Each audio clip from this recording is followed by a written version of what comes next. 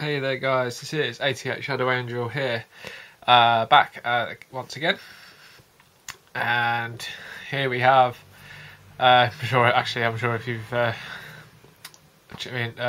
checked through the Facebook page, you'll know exactly why. You don't even need to know that. It's the black box with Horus Heresy obviously on it, and this is of course the one, the only, the War Master Horus Lupercal.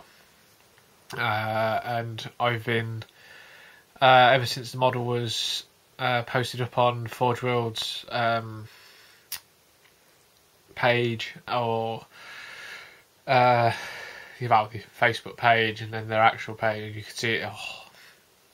A really, really good model. Now I've already looked inside here, so I know it's all well and it's all good. But I'm going to share that with you, obviously. So, as you can see, as always, the standard Primarch or character box. This thing is huge. I think it's big. It's properly, proper big size, bigger than the other three. You'll probably see why in a bit.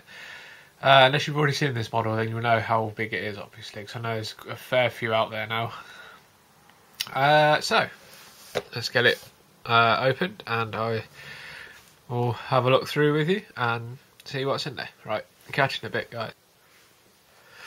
So this is what you get inside. So you get your two plastic trays, as you can see. One's the bigger of the two, because obviously it contains the base.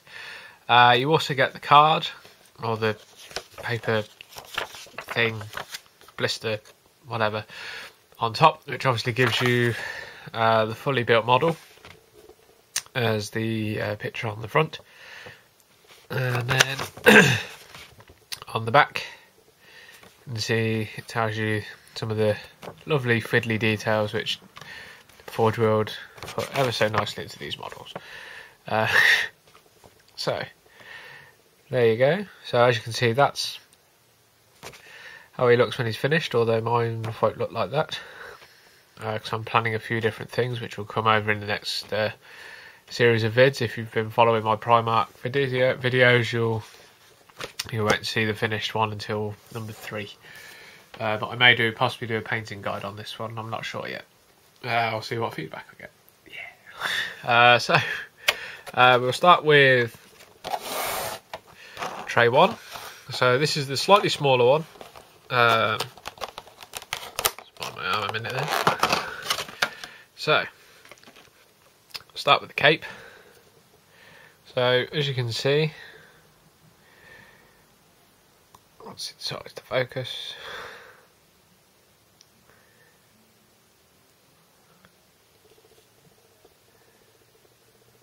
there we go.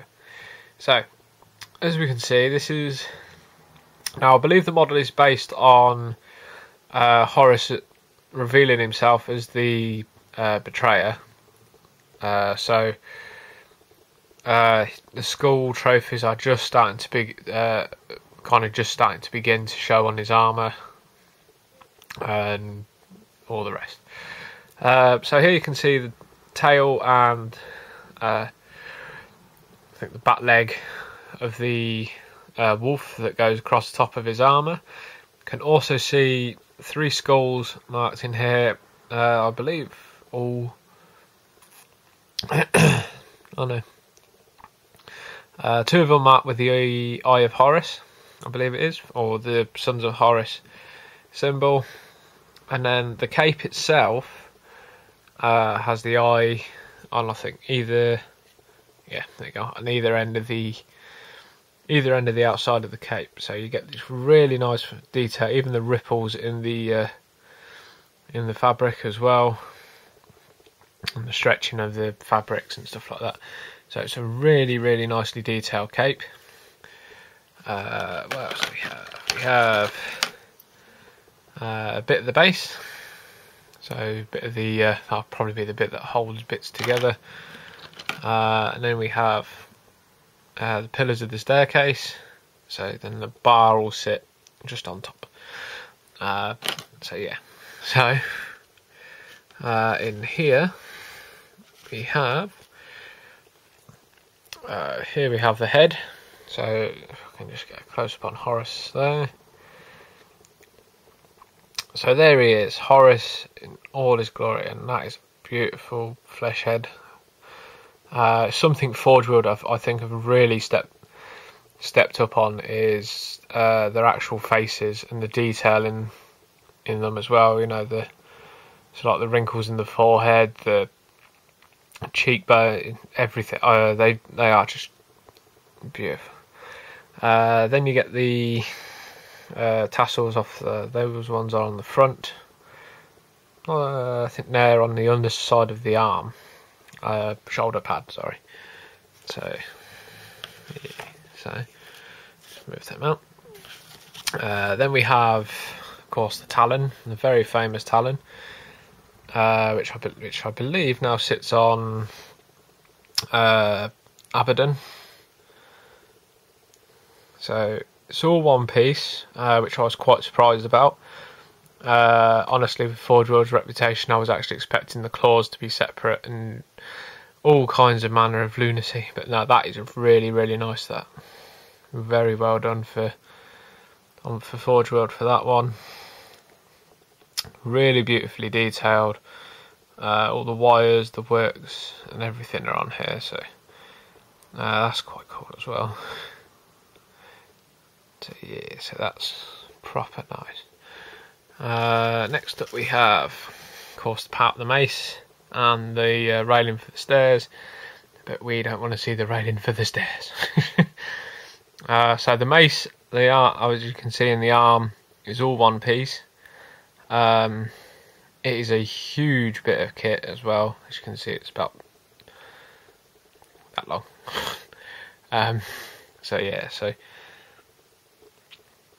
And it holds up fairly well as well. It's a fairly decent set of resin, but I'm not going to bend it too much. So proper beast of a weapon is that. So it's all there. Let's put that back on there. And then that goes like that. So that's tray 1. Now, tray 2. Now, as you can quite clearly see, because it's sat on the top, so I'm not going to tease it too much. Of course, there it is. Horus, the body, as you can see, is all one bit with the legs. The detail on this thing is absolutely stunning. Proper stunning. There's so small details, I swear I find new ones every time I look at this. I mean, like, if I can just get a closer, hopefully it comes up in the tabards. Tabards? Vanguards, that's the one. Shin guards. You can actually see there's the wolves down in the bottom with the lightning bolts and the 2 different sets of sun rays, the pistons.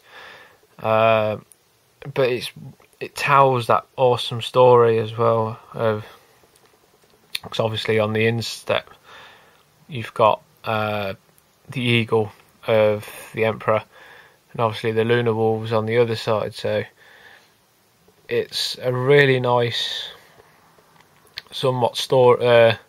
You know, you can see the story in Horus's armour.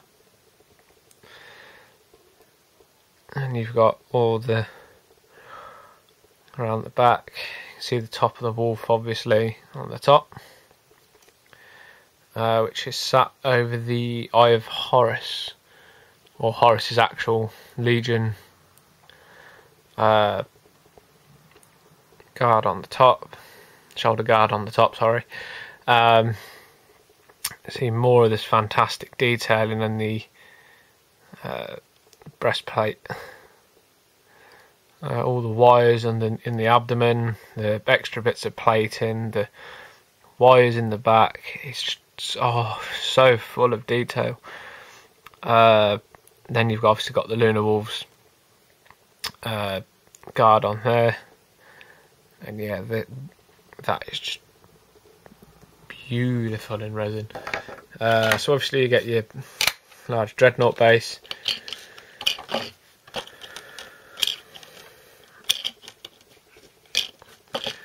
I'll leave it.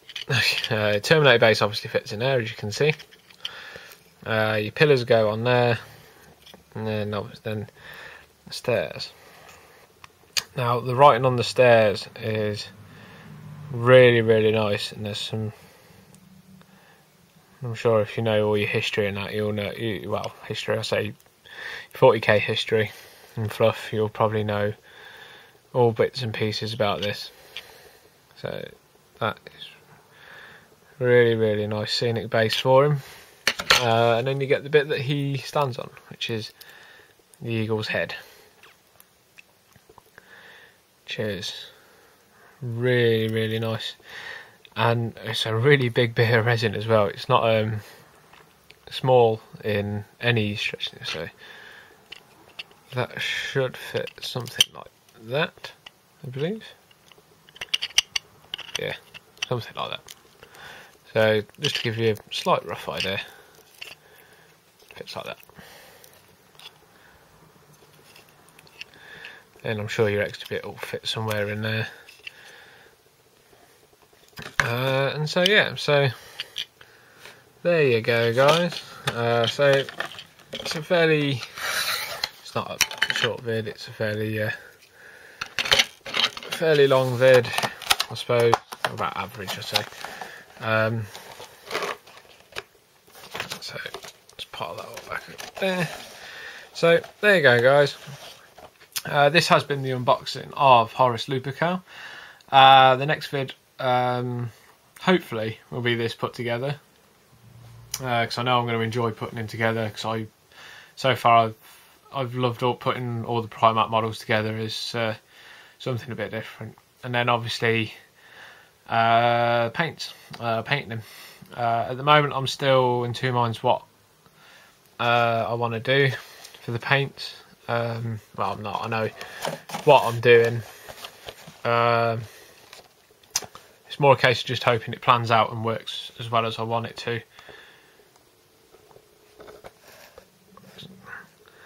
And so there you go, guys. So like I say, next vid hopefully will be this build, and then I'll talk about through the build of it and stuff like that. So keep an eye out for that one. Once again, thank you very much for watching. Thank you even more so for subscribing. Thank you for liking, dropping us a like over on the Facebook page if you have. Thank you for comments, likes, messages, the lot. Thank you very much, guys, and I'll catch you again soon. Right, see you later. Bye.